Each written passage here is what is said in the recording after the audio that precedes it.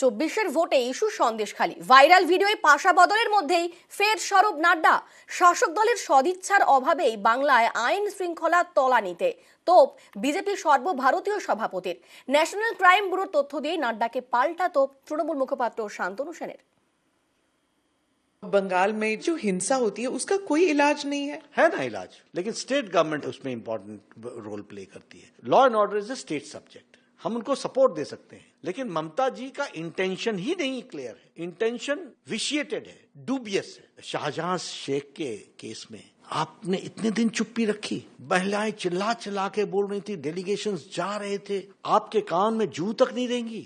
Dishonest administrator, dishonest politician. और मेरे पास कोई केस आए, I will say I will investigate into it, go into the details of it, और बाद में बोल दो कि बीजेपी का कॉन्कॉक्टेड है। What is this? बहुत ही निम्न स्तर के आपके स्टैंडर्ड्स हैं पॉलिटिक्स और एडमिनिस्ट्रेशन को देख, प्योर पार्टिसन।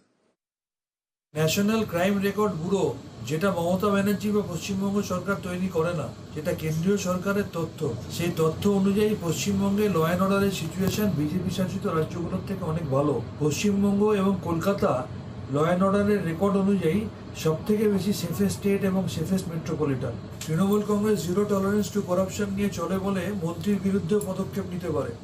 আর যে শেখ শাহজাহানের কথা বলছেন, সেই শেখ শাহজাহানকে তৃণমূলের সরকারের পুলিশই অ্যারেস্ট করেছে। কার্গিলের প্রান্ত থেকে সারদা সুদীপ্ত সেনকে মমতা ব্যানার্জির পুলিশই অ্যারেস্ট করেছিল। বিজেপি শাসিত কোনো রাজ্যে অভিযুক্ত বিজেপি নেতাকে বিজেপির প্রশাসন অ্যারেস্ট করছে, এরকম নিদর্শন দেখতে পাবেন না।